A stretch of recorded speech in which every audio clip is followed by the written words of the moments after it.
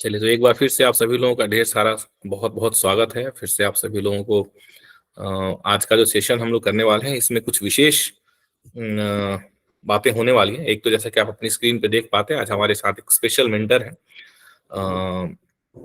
अभिषेक सिंह जी। तो वे जो है हमें आज गाइड करेंगे इस एग्जाम में, विशेषकर से निबंध लेखन के बारे में कुछ टॉपिक्स को लेकर के वे हमें गाइड करेंगे। काफी अच्छी पकड़ है उनकी इस विषय पर और निबंध लेखन को लेकर के। सो हम उनसे बातचीत करेंगे और उनसे जो है हम जानेंगे निबंध लेखन के क्या क्या मतलब क्या क्या उसके अंदर में टेक्निकलिटीज हैं, किन किन बातों को यदि हम फॉलो करें तो हम आधे घंटे में 500 शब्दों में एक बेहतर निबंध लिख सके। सो हम उनसे बातचीत करेंगे। उससे पहले आज के सेशन में मैं 2000 माफ कीजिएगा 17 जनवरी वाला जो हमारा मॉक टेस्ट हुआ, उस मॉक टेस्ट में कॉमन कुछ पॉइंट्स जो मैंने नोट किए हैं सबके लिए जो इम्पोर्टेंट है, उसको हम लोग जिक्र करेंगे। फिर हम थोड़े मार्क्स देख लेंगे और हम ये देख लेंगे कि कल का मॉक टेस्ट थोड़ा अलग होने वाला है। मतलब आप जिससे लगातार मॉक टेस्ट देते आए हैं, तो कल का जो मॉक टेस्ट होगा वो थोड़ा अलग होगा। और फिर परसों भी मॉक टेस्ट, आपका लगातार 2 दिन मॉक टेस्ट होने वाला है, तो उसकी मॉडलिटी क्या कैसे रहेगी उसको हम लोग चर्चा कर लेंगे। और उसके बाद में हम लोग फिर अभिषेक जी के पास चलेंगे, जो हमें निबंध से संबंधित कुछ विशेष टॉपिक है जिसके ऊपर शायद कई हम लोगों का ध्यान इतना नहीं जा पाया था, तो उन टॉपिक्स को लेकर के वे आज चर्चा करेंगे। ठीक है, तो इससे पहले कि मैं हम इस चर्चा की शुरुआत करें, यदि कोई किसी का प्रश्न हो, किसी के मन में कोई शंका हो, संदेह हो, कोई प्रश्न हो, तो आप मुझसे पूछ सकते हैं और फिर हम लोग चर्चा की शुरुआत करेंगे।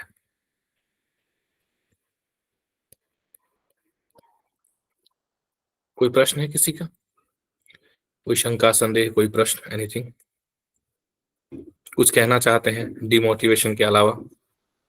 आज 2-3 लोगों ने लिखा, बोला सर हम बहुत डिमोटिवेट हुए थे, लेकिन कल आपने जो बात बताई वो स्प्रिंट वाली और अंतिम 200 मीटर वाली बात, वो दिमाग में पकड़ गई। और इसलिए जो है, क्योंकि लंबी दौड़ लगाने वाले भी आखिरी में जो है वहीं कहीं ना कहीं हार जीत का निर्णय हो जाता है, तो इसलिए हमें शिथिल नहीं पड़ना है और निरंतर जो है हमें अगले 7 दिन तक उसी पेस के साथ, उसी इंटेंसिटी के साथ अपने अभ्यास को निरंतर जारी रखना है। और फिर 31 तारीख को जब आप पेन रखें, फिर आराम से आप नया साल मनाइए। 31 दिसंबर की रात का सेलिब्रेशन कीजिए, नया साल का सेलिब्रेशन कीजिए और फिर इंतजार कीजिए आपके ज्वाइनिंग लेटर का, कि कब ज्वाइनिंग लेटर मेरे हाथ में आएगा और मैं ज्वाइन करूंगा।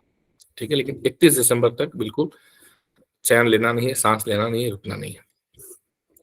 किसी का कोई प्रश्न, कोई सुझाव, कोई सलाह, कोई शंका, एनीथिंग?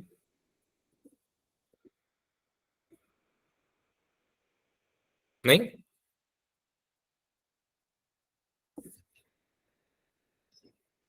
हेलो? No sir. जी सर, नहीं है सर, कोई भी शंका नहीं है सर। ओके, ठीक है। स्टडी चैलेंज हो रहा है? हेलो। स्टडी चैलेंज हो रहा है? हेलो जी। सर, जैसे हम अभी तक जो एस्से लिखते आ रहे हैं वो नाम 3 पेज बताइए। में ही। रविंद्र बोल रहे हैं सर। जी रविंद्र जी बताइए। जैसे हम अभी तक जितने भी एस्से लिखे हैं सर, 3 पेज में ही लिखते आए हैं, तो वही 420 वर्ड रहते हैं उसमें। तो जैसे दिक्कत हो गई, दिक्कत जैसे 420 वर्ड हो गया तो 80 वर्ड लिखने में क्या मुश्किल है? कोई ज्यादा अंतर थोड़े है, थोड़ा सा तो अंतर है। जी। एक पॉइंट बढ़ा दीजिए, हर ऐसे में अपना एक सेल्फ ओपिनियन डाल दिया कीजिए, 80 वर्ड हो जाएगा। 80 वर्ड लिखना कौन सा मुश्किल है? और ऐसे के लास्ट में लिख दिया कीजिए अंडर ब्रैकेट, कुल शब्द संख्या 520। मंजूषा जी पूछ रही है, एग्जैक्टली 420 ही है। 420 नंबर भी थोड़ा खतरनाक, थोड़ा अजीब सा नंबर है। रांची में एक रिलेटिव ने एक फ्लैट परचेज करा, जी।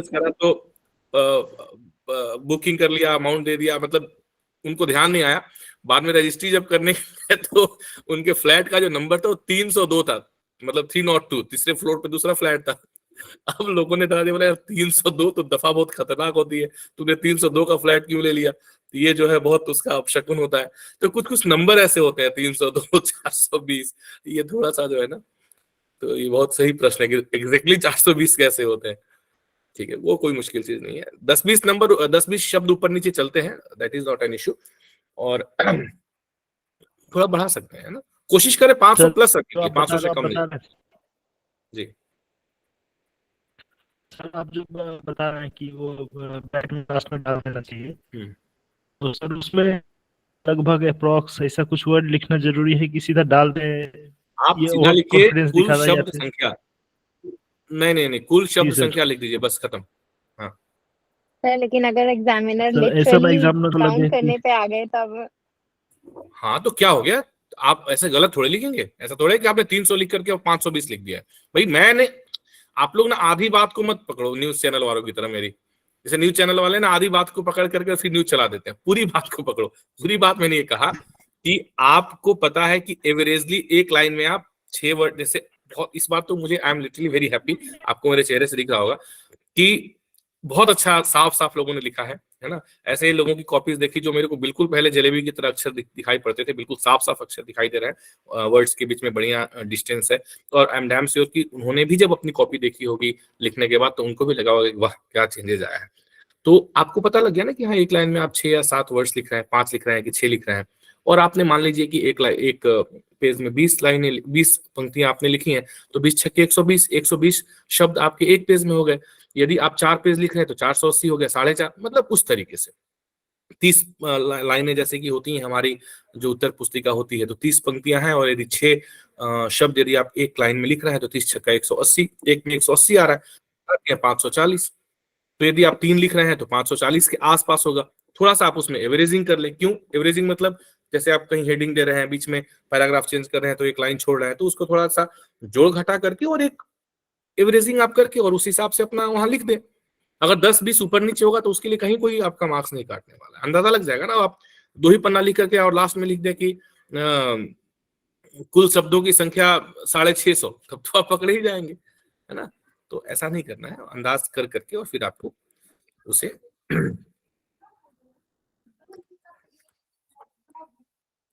हाँ बिल्कुल सही बात है। एग्जाम में ऑलरेडी 500 शब्द लिखा है, पर दिक्कत क्या है कि पिछले 2 वर्षों से बहुत सारे अभ्यर्थियों ने अपनी कॉपीज मंगाई है आरटीआई के जरिए, एसएससी से, और उन कॉपीज में उन्होंने जो है कई सारे कॉपीज में इस तरह के रिमार्क्स दिए गए हैं। नंबर केवल इसलिए काट लिए गए हैं, कहीं लिखा गया है कि आपका ऐसे बहुत लंबा है, कहीं लिख दिया गया आपका ऐसे बहुत छोटा है, जबकि जगह है वो लगभग उतनी ही जगह आपको देते हैं जिसमें आप 500, 600 शब्द से ज्यादा आप नहीं लिख सकते हैं, अनटिल अनलेस कोई बहुत छोटा छोटा लिखता हो, है ना। तो वो जगह ही इतनी देते हैं कि आप 500, 600, 650 शब्द ही लिख पाएंगे, तो फिर इतना लंबा क्या ही होगा। पर वो ऐसा कह देते हैं, तो कह देते हैं तो आप नीचे लिख दीजिए ना कि हाँ ठीक है। तो उसमें क्या होगा ना कि इवैल्यूएटर भी सोचेगा कि नहीं, अगर लड़के ने ये चीज लिखी है तो मैं ये रिमार्क्स देना कि आपका ऐसे बहुत लंबा है या बहुत छोटा है, कहीं ना कहीं ये रिमार्क्स वो नहीं देंगे, मतलब वो देने से पहले सोचेंगे और वो नहीं देंगे। ठीक है, तो ये थोड़ा सा उस चीज से आपको सेव करेगा, और कर सकते हैं, इसमें कोई बुराई नहीं है ना, क्योंकि शब्द सीमा दी हुई है तो आप लिख सकते हैं। ठीक है, चलिए। हाँ, सो कॉमन फीडबैक जो है 17 तारीख के मॉक टेस्ट के, प्रेजेंटेशन और अलाइनमेंट बहुत अच्छा, प्रेजेंटेशन काफी अच्छा रहा, बहुत सारे लोगों का बहुत इंप्रूव हो गया है। कुछ लोग, सुनील जी हैं, कुछ लोगों के जिनके नाम मेरे को ध्यान आ रहा है, सुनील जी हैं, और कुछ लोग हैं जिनको अभी भी वर्क करने की आवश्यकता है। कुछ कुछ और नाम है, मैंने नाम भी नोट करके रखा था, वैसे तो इंडिविजुअली मैंने आपको भेज ही दिया है। तो आप लोग जो है अपने प्रेजेंटेशन पे थोड़ा सा और ध्यान दें। अलाइनमेंट, मैंने बीच में आज आप लोगों की क्लासरूम में एक अलाइनमेंट शेयर किया था, जो अलाइनमेंट मैं बार बार कहता हूँ, कौन सा? राइट अलाइनमेंट, है ना। तो मतलब पूरा 100% तो भी ठीक नहीं था, लेकिन 90% से ज्यादा वो ठीक था। मेरे ख्याल से तुषार का था या किसी का तो था, मैंने कॉपी भी शेयर करी थी, उसका एक पोर्शन शेयर करा था। तो अलाइनमेंट का ये ठीक रहा है, ज्यादातर लोगों का ठीक रहा है, पर उसे और भी इम्प्रूव करें। स्पेलिंग और वर्तनी की अशुद्धियां जो है काफी इंप्रूव हुई हैं, बहुत सारी गलतियां पहले हो रही थी पर फिर भी है, कुछ लोगों की तो बहुत ज्यादा है, और जिनकी ज्यादा है उनको मैंने मार्क किया है। दो मतलब पूरे आपके अनुवाद और इसे मिला करके यदि आप 2-4 अगर अशुद्धि मान लीजिए कर भी देते हैं तो ठीक है, चलेगा। लेकिन अब हर 2-3 पंक्ति के बाद एक अशुद्धि यदि आपकी वर्तनी की आ रही है, एक स्पेलिंग एरर आ रहा है, तो कहीं ना कहीं एक्सेप्टेबल नहीं होगा। इसको आपको इंप्रूव करने की आवश्यकता है। सिंटैक्स और कंपोजिशन अभी भी जो है मतलब सेंटेंस कंपोजिशन में आप लोग जो है कहीं ना कहीं जो इम्प्रूवमेंट जितना चाहिए, जो मैच्योरिटी दिखनी चाहिए ना, कि भाई आप सब एमए पास कैंडिडेट्स हैं, और एमए पास वो भी उस तरीके से हैं कि आपका एक विषय इंग्लिश रहा है, चाहे वो स्नातक स्तर पे चाहे स्नातकोत्तर स्तर पे, तो आपसे जिस स्तर के इंग्लिश की या जिस स्तर से हिंदी के सेंटेंस कंपोजिशन की, वाक्य संरचना की अपेक्षा की जाती है, जिस तरीके की कह सकते हैं कि परिपक्वता आपके लेखन में होनी चाहिए, उसकी अपेक्षा आपसे की जाएगी, उसकी कमी कहीं ना कहीं मतलब मुझे आधे से ज्यादा लोगों में देखने को अभी भी मिल रहा है। बाकी मतलब 50% लोग तो बहुत अच्छे लिख रहे हैं, बहुत अच्छे लिख रहे हैं। मतलब बहुत सारे ऐसे लोग हैं जिनको मैंने कोई रिमार्क्स ही नहीं दिया, पिछले वीक भी नहीं दिया था, कि कोई रिमार्क्स देने के लिए है ही नहीं, आपने लिटरली बहुत अच्छा लिखा है, ठीक है। पर मैं ये उन लोगों की बात कर रहा हूँ जो 110 से नीचे हैं, 110 के बीच या फिर 100 से नीचे हैं, मैं उन लोगों की बात कर रहा हूँ। तो उन्हें अभी भी इसके ऊपर काम करने की आवश्यकता है, और ऐसा नहीं है कि अभी समय नहीं है, अभी बहुत समय है आपके पास में, 7 दिन कम नहीं होता है यदि आप पूरी तरीके से अपने आप को पूरी ताकत से इसमें लगा दें, इसके ऊपर काम करना शुरू कर दें। तरीका क्या है? ज्यादा अभ्यास करना। जितना ज्यादा अभ्यास करेंगे, ठीक है, उतना ज्यादा आपको इसके ऊपर आपकी पकड़ बनती चली जाएगी। कैसे पकड़ेंगे सर सेंटेंस सिंटैक्स कंपोजिशन गलत हो रहा है? कैसे पकड़ेंगे कि हमारी वाक्य संरचना गलत हो रही है? चलो ऐसे में पकड़ना थोड़ा मुश्किल है, लेकिन अनुवाद में तो आप पकड़ ही सकते हैं ना, क्योंकि अनुवाद आपको हम करके दे रहे हैं। जो भी अनुवाद आप कर रहे हैं उसका सेम अनुवाद हम आपको करके दे रहे हैं, तो कहीं ना कहीं आप अनुवाद में तो पकड़ ही सकते हैं कि भाई आपकी वाक्य संरचना कहाँ गलती हो रही है। लिंग संबंधी कई सारे ब्लंडर आप लोगों ने किए हैं, है ना, बहुत सारे मैंने मार्क भी किया हुआ है। तो बहुत बहुत छोटी छोटी, इस बार तो मैंने बहुत छोटी छोटी चीजों को भी सबको मार्क किया हुआ है, तो उसको आप लोग ध्यान रखें। अगेन शब्दानुवाद और भावानुवाद, ये जो है मैं कह सकता हूं कि मेजर लोगों ने इसमें, अभी भी मेजर लोगों को इंप्रूवमेंट करने की आवश्यकता है। हम लोग बार बार इस बात को कहते हैं, लेकिन आप लोग बार बार शब्दानुवाद के आगोश में चले आते हैं। शब्दानुवाद से आपको निकल करके एंड आपको भावानुवाद करने के ऊपर फोकस ज्यादा करना है, ये बहुत ज्यादा महत्वपूर्ण है।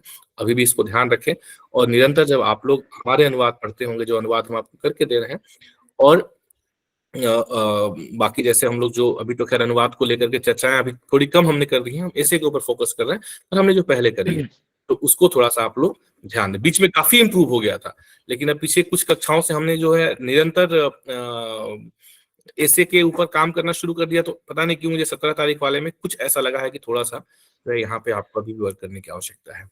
सही वर्ड सिलेक्शन अभी भी जो है मतलब अगेन फिर वही बात की, जो आपके लेवल में जो मैच्योरिटी दिखनी चाहिए, कहीं ना कहीं उसमें थोड़ी कमी दिखती नजर आ रही है। एक हमारे साथी ने जो है एडवर्सिटी को एडवर्सिटी लिख दिया ट्रांसलिटरेट करके। ट्रांसलिटरेशन कुछ जल रहा है क्या? ट्रांसलिटरेशन की एक सीमा हमें समझनी पड़ेगी, जाननी पड़ेगी। अब एडवर्सिटी तो ऐसा वर्ड है नहीं जिसका हम अंग्रेजी नहीं, हिंदी नहीं जाने, या हमसे जाने, मतलब ऐसी अपेक्षा ना की जाए। कोई बहुत मुश्किल शब्द नहीं है, कोई बहुत रेयर वर्ड नहीं है, बहुत ही कॉमन वर्ड है जो हमेशा यूज होता है। मतलब हिंदी में हम लोग कई बार एडवर्स सिचुएशन बोल लेते हैं, बहुत एडवर्स सिचुएशन थी, मतलब हिंदी बोलते बोलते बहुत ज्यादा यूज हम लोग कर लेते हैं। तो एडवर्स जो वर्ड है, एडवर्सिटी, इस तरह के शब्दों का ट्रांसलेशन इज नॉट एक्सेप्टेबल। इसको आप लोग ध्यान रखें। सही वर्ड सिलेक्शन पे काम करना है। ऐसे में कोटेशंस मुझे लगता है कि 90% लोगों ने यूज नहीं किया है। हम रोज कोटेशंस की प्रैक्टिस कर रहे हैं, हमने आपको कोटेशन का पीडीएफ दे दिया है ना, सब कुछ लगातार हो रहा है, उसके बावजूद भी अगर यदि आप ऐसे लिखने में कोटेशन यूज नहीं कर रहे हैं तो फिर क्या ही फायदा। ये तो आदत की बात है, ये तो आदत की बात है। पता है जब एग्जाम में बैठेंगे ना, अनुवाद करेंगे, 1 घंटे का समय आपको मिला है अनुवाद करने के लिए। पहले ज्यादातर लोग अनुवाद ही करते हैं, 1 घंटे की जगह जैसे ही आपको 1 घंटा 10 मिनट अनुवाद में लगेगा ना, ऐसा प्रेशर आपके दिमाग पे आएगा ऐसे लिखने के टाइम में कि सब कोटेशन वोटेशन आपके दिमाग से हो जाएगा, अगर आपने अपनी आदत नहीं उस तरीके से डेवलप करके रखी होगी तो। इसलिए हैबिट डेवलप करना जरूरी है कोटेशन से लिखने का। ऐसे में नहीं है, 90% लोगों ने लिखा नहीं है, इसके ऊपर वर्क करें। 1-2 लोगों ने बड़े अच्छे चार्ट्स वगैरह, मतलब मैंने देखा पाई चार्ट्स वगैरह और कुछ ग्राफ वगैरह किया है अपने ऐसे में, अच्छा लगा, उसको यूज कर सकते हैं। पहले आप लोगों ने चर्चा करी थी। प्लीज माइक को म्यूट कर लीजिए। अंडरस्टैंडिंग ऑफ कॉन्सेप्ट जो ऐसे का कॉन्सेप्ट है, प्लीज माइक म्यूट कर लीजिए। कौन है? तो इसमें भी कई बार कई सारे लोगों का मुझे लगा, सबकी बात मैं नहीं कर रहा, बट एवरेज जैसे कि नहीं वो पूरी तरीके से ना टॉपिक को समझ नहीं पाया, या पूरी तरीके से अनुवाद के मतलब जो दिया हुआ पैसेज है उसके भाव को पूरी तरीके से नहीं समझ पाए और बिना समझे उन्होंने अनुवाद किया है। तो ये दोनों ही पॉइंट, ओके सुनीता जी, दोनों ही पॉइंट पैराफ्रेजिंग और अंडरस्टैंडिंग ऑफ कॉन्सेप्ट, ये दोनों को मिला करके यदि आप समझें तो इसे आपने करना आवश्यक है।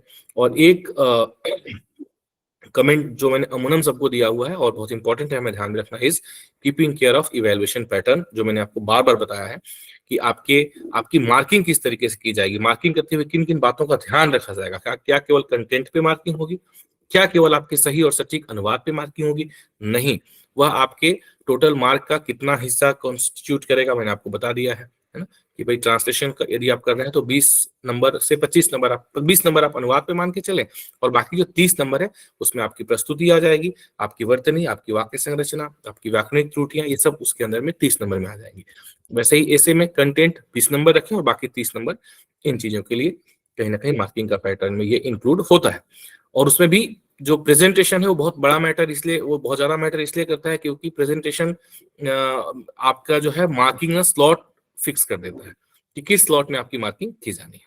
ठीक है, तो इन बातों को ध्यान रखें। 17 तारीख का जो मॉक टेस्ट हुआ उसमें सबसे अच्छे मार्क्स मंजुषा जी ने स्कोर किया है 141। उन्होंने अनुवाद भी बहुत अच्छा, बहुत बढ़िया भावानुवाद किया है और ऐसे उन्होंने बहुत ही शानदार तरीके से लिखा है। उनकी प्रस्तुति बहुत अच्छी रही है और उनके शब्दों का चुनाव बहुत अच्छा लगा मुझे, है ना, भाव बहुत अच्छे लिखे। और सबसे अच्छी बात जो लगी मैं आपको जो बताऊं, जो जिसकी वजह से, क्योंकि देखिए जब कोई भी व्यक्ति इवैल्यूएट करता है तो उसका अपना एक माइंडसेट होता है, उसका अपना एक मतलब उसकी अपनी एक थिंकिंग होती है, उस थिंकिंग के अकॉर्डिंग वो जो है इवैल्यूएशन करता है। तो सबसे अच्छी जो बात मुझे लगी ना, क्लैरिटी ऑफ थॉट्स, मतलब जब ऐसे हम पढ़ रहे हैं ना तो कहीं पर भी ना एम्बिग्विटी नहीं लगी, ऐसा जैसे वो आजकल एक मीम चलता है ना, अरे कहना क्या चाहते हो, वो वाली बात। तो कई सारे ऐसे में ऐसा लगता है कि पढ़ के लगता है कि अरे आप क्या कहना चाहते हो, तो वैसा कहीं नहीं लगा, मतलब पूरे ऐसे में एकदम क्लियरिटी, क्रिस्टल क्लियरिटी मुझे लगा। तो बहुत अच्छा था। और मैंने पिछली बार भी आप लोगों से कहा था कि मैं शेयर करूंगा और मैंने किया नहीं था, लेकिन इस बार मैं प्रयास करूंगा मंजूषा जी से बात करके, यदि वो एग्री होती है तो मैं उनकी कॉपी शेयर करूंगा इंडिविजुअली, सभी लोगों को ग्रुप में शेयर नहीं करूंगा, मैं इंडिविजुअली पीडीएफ सबके पर्सनल चैट में शेयर करूंगा ताकि आप लोग एक बार उसे देख सकें। और क्योंकि यह अभी तक का हमारा हाईएस्ट स्कोर है, मैंने बहुत प्रयास किया कि मैं 140 के नीचे रखूं लेकिन नहीं रख पाया, मुझे देना पड़ा, मतलब वो हो ही गया 140 के ऊपर, तो मेरा प्रयास जो है वो असफल हो गया। अमन जी ने 137 नंबर, ओके गरिमा जी, मैं आपको कोटेशन का भेज दूंगा। अमन जी को 137 नंबर मिले हैं। अमन जी कंसिस्टेंटली अच्छा स्कोर कर रहे हैं, है ना। शाहिल सिन्हा जी को 136 नंबर मिले हैं। रोहित जी को 135 नंबर, रोहित राजपूत जी ने 135 नंबर स्कोर किया है। गार्गी बंसोड़े जी हैं, उन्होंने 131 नंबर स्कोर किया है। सोनू जी को 130 नंबर मिले हैं और राहुल रॉय जी को 130 नंबर मिले हैं। तो ये 3 3 6 कितने हो गए, 3 3 6 7 7 8 लोग जो है ये लोग 130 प्लस में है। एंड बहुत अच्छा, मतलब मैं आई एम लिटरली सेटिस्फाइड। हाँ ठीक है, फिर हम आते हैं 120 से 30 के बीच में तुषार जी 128 नंबर स्कोर किए, शिव शंकर जी भी 128 नंबर स्कोर किए। शिव शंकर जी ने पिछली बार बहुत अच्छा किया था पर इस बार थोड़ा सा वे चुक गए हैं, वर्तनी गलतियां बहुत इस बार पता नहीं उनसे क्यों हुई हैं। मुझे ऐसा लगा कि यार शिव शंकर जी ने लिखा या किसी और से तो कॉपी नहीं लिखवा दी अपनी, क्योंकि सामान्य तौर पे वो इतनी वर्तनी अशुद्धियां नहीं करते हैं, पर इस बार की उसमें था। एक ये एसके पीकर की कॉपी है वो मैं समझ नहीं पाया, मतलब मैं देखा तो हूँ लेकिन पता नहीं, मैं नाम नहीं उसमें देख पाया था। एसके पीकर के दिखाता है क्लासरूम, ये है। अगर यहाँ आप सेशन में है तो प्लीज एक्नॉलेज कर दीजिए, एसकेपी की नाम आता है आपका। मैं नाम नहीं ट्रेस कर पाया, मैं प्रयास किया था पर नाम ट्रेस नहीं कर पाया मैं। तो 127 मार्क्स, और इसके अलावा सुमन जी 127 मार्क्स। पिछली बार सुमन जी ने बहुत अच्छा स्कोर किया था पर इस बार थोड़ा सा, यही अगेन वही बात आ जाती है कि अगर आप अच्छा स्कोर कर रहे हैं तो अगली बार प्रयास करें कि और अच्छा करें, ना कि चलो इस बार अच्छा कर दिया और सर ने बढ़िया वेरी गुड बोल दिया तो अगली बार ठीक है ना आराम से लिख देते हैं, क्या दिक्कत है, ऐसा नहीं करना है। कंसिस्टेंसी मेंटेन करेंगे, आदत बढ़िया बनी रहेगी तो आगे भी ये चलेगा। सिमरन जी 125 मार्क्स स्कोर की हैं। रीना जी 124, नेहा जी 123 और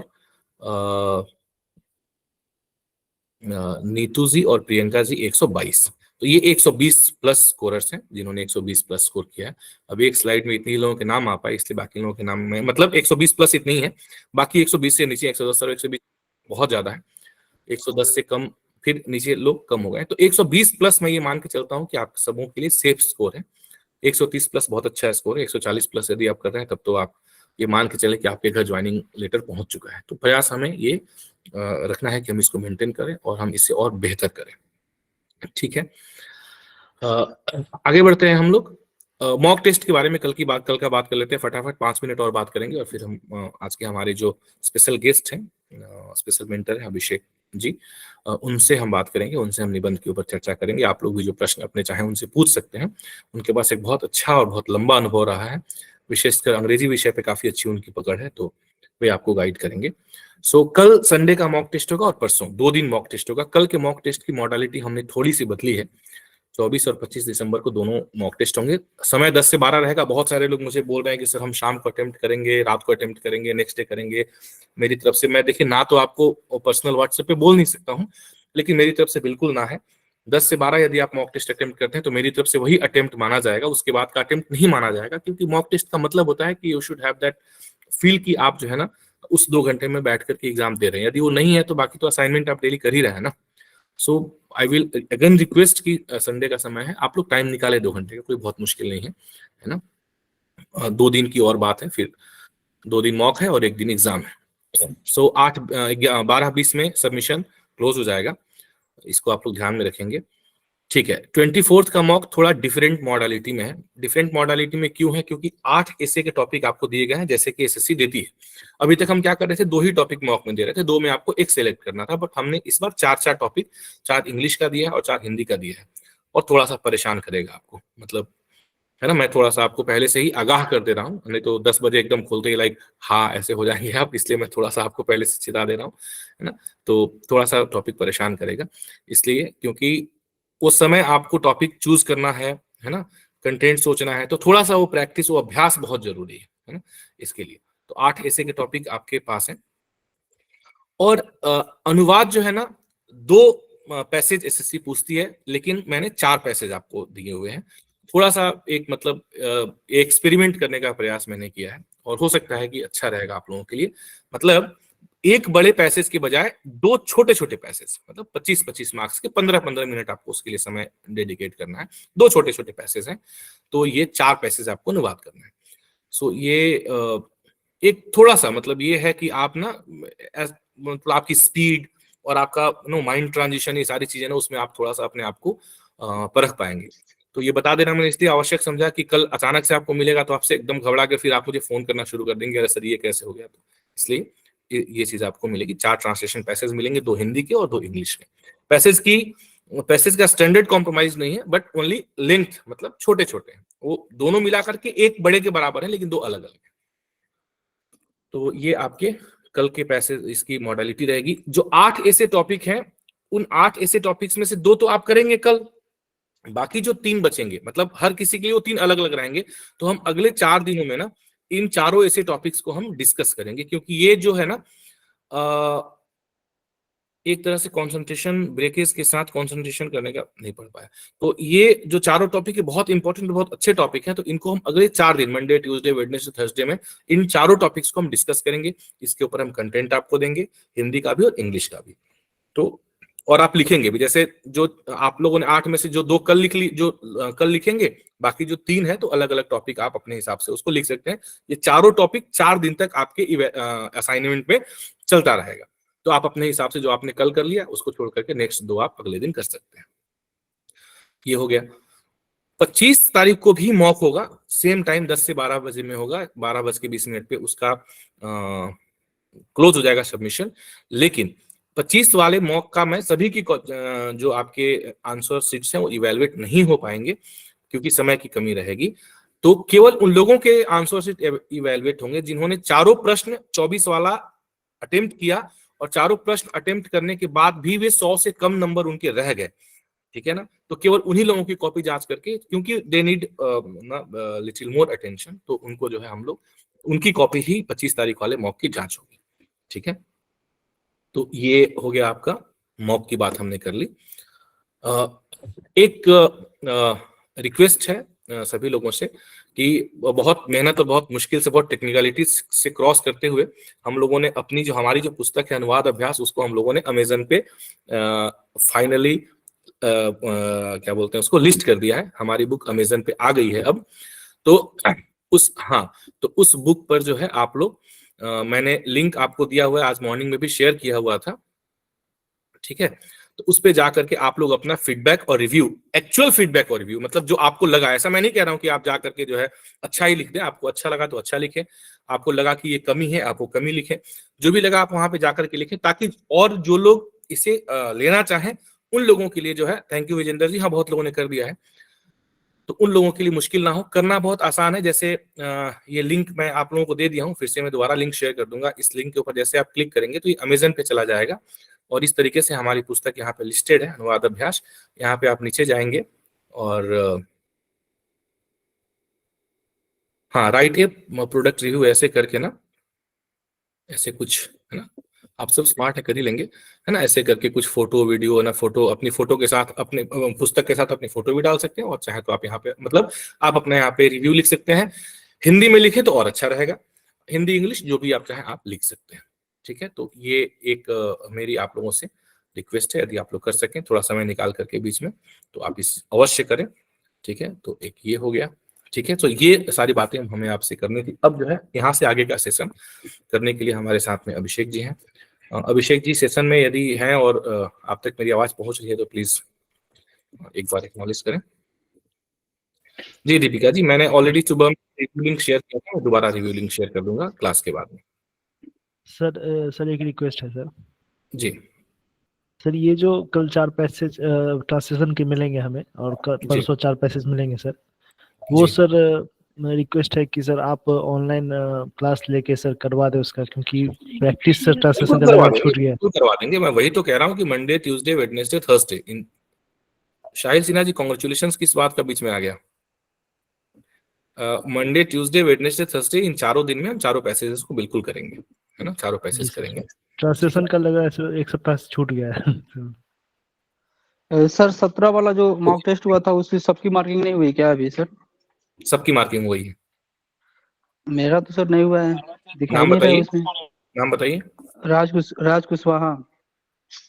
राज कुशवाहा, आपने अपलोड किया था उसमें?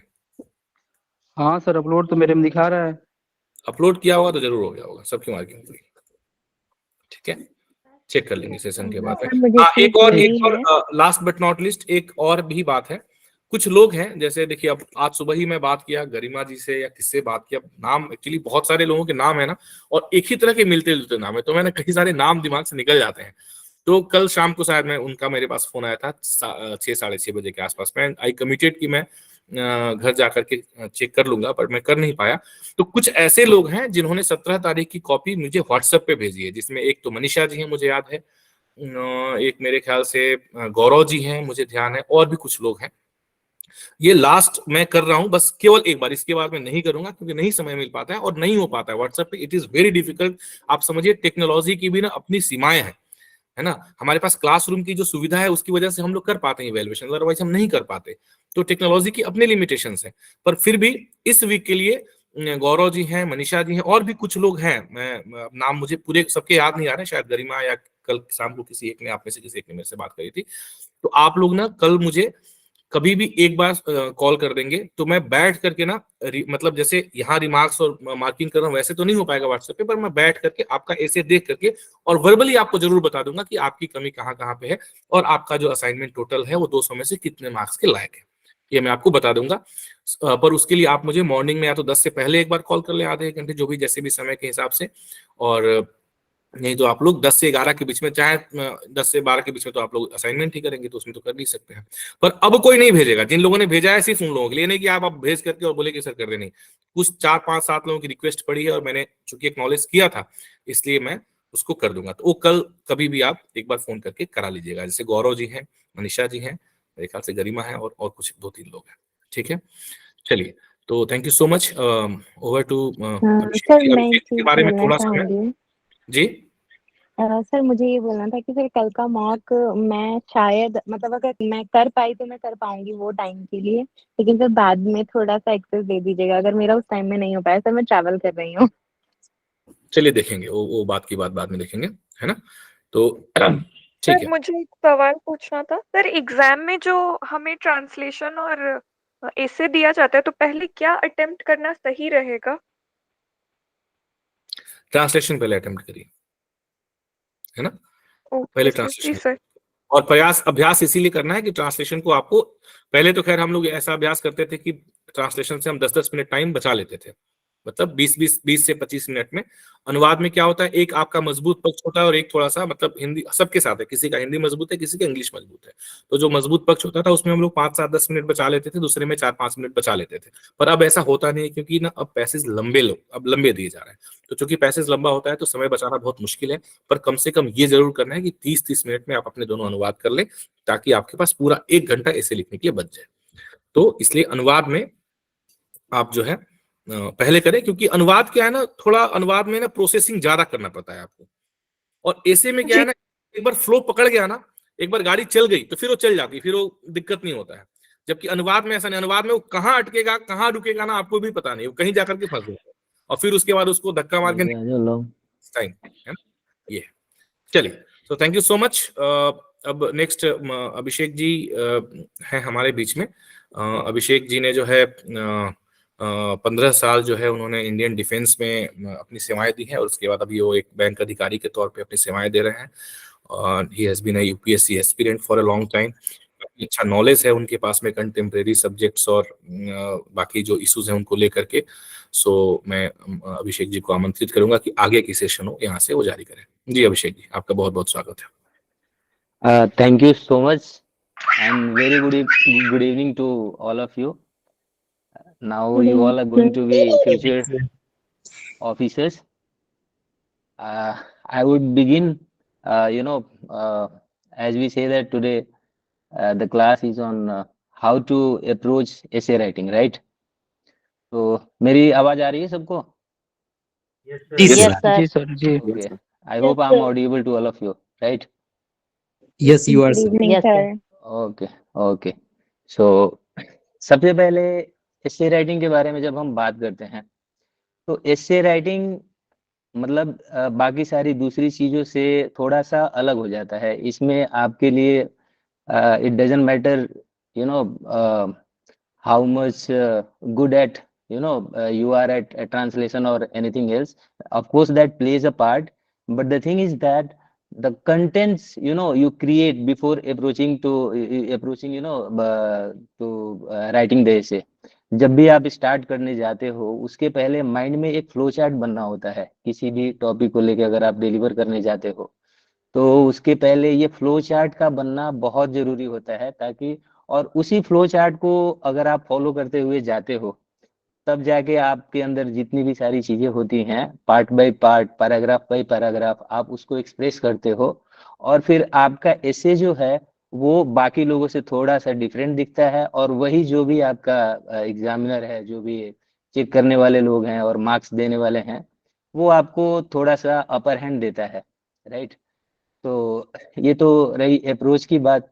बेसिकली स्टार्ट करने के लिए आपको माइंड में बस 2 से 3 चीजें रखनी होती हैं। किसी भी टॉपिक को अगर आप डिलीवर करने जाते हो, let it be a speech और let it be any sort of paragraph writing और even an essay, you should keep following things like सबसे पहले तो किसी भी चीज का इंट्रोडक्शन बहुत ही इंपॉर्टेंट होता है ना। इंट्रोडक्शन मतलब ये आप ये समझ लो कि ओवरऑल आप जैसे इमेजिन करो कि आप कभी पहली बार कहीं किसी से मिलने जाते हो, मीटिंग में जाते हो, तो मैं इक्वेट करता हूँ एसे के इंट्रो वाले पार्ट को इज योर अपीयरेंस। अपीयरेंस से ही बात शुरू होती है। अगर आपका अपीयरेंस थोड़ा सा इधर उधर है या you are not up to the mark, then you are not going to leave a very good impression, right. तो इंट्रो वाले पार्ट में आपको अपना इंट्रो इस तरीके से रखना है that whosoever is going to check your writing, he must get interested towards whatever you have packed inside. तो जो इंट्रो वाला पार्ट होता है इसको आप अपने अपीयरेंस से कंपेयर करके रखो जब भी आप लिखने का प्रयास करते हो। तो आगे हम एक टॉपिक लेके आज उसके बारे में डिस्कस करेंगे, उसके बारे में मैं आगे बताऊंगा। लेकिन फिलहाल ये जो 2-3 पॉइंट्स होती हैं उसके बारे में थोड़ा सा डिस्कस करते हैं। तो इंट्रो आपका अपीयरेंस हो जाता है। उसके बाद जो दूसरी चीज आती है वो होता है आपका बॉडी। अब जो बॉडी है it's a variable thing, right. अगर लेट्स से अगर आपको ये दे दिया जाए जैसे फॉर एग्जांपल अगर आप कोई भी एक टॉपिक ले लो जो डिबेट टाइप के डिस्कशंस होते हैं, suppose you are getting a topic like should India take steps to regain the Pak occupied Kashmir, right? So there are pros and cons of this topic, right? Somebody will say ki they are very poor, illiterate, and there will be so many issues if we are going to retake pure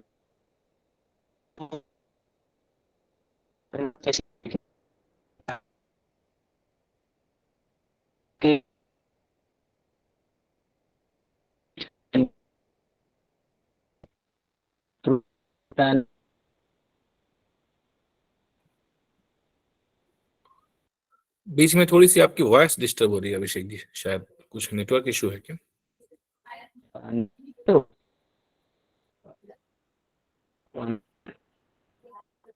बीच में थोड़ी सी आपकी voice disturb हो रही है, चाहे तो video बंद करके आओ। पहले से ही okay, I'll close the video. Hopefully it will be good now. हाँ Now is it okay? हाँ, now it's okay. Now voice is clear. Okay. So sorry for the interruption. So we were discussing the body part of essay, right?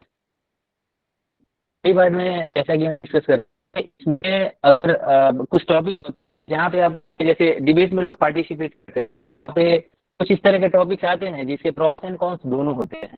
तो वहाँ पे उन चीज़ों को detail में थोड़े से डेटा के साथ आपको इलेबोरेट करना होता है। वहाँ पे आप कौन के बाद में लिख सकते हो। तो आफ्टर इंट्रो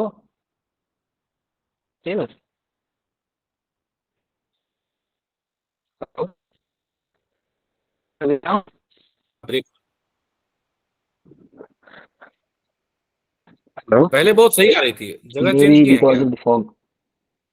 नहीं, I am sitting at the right place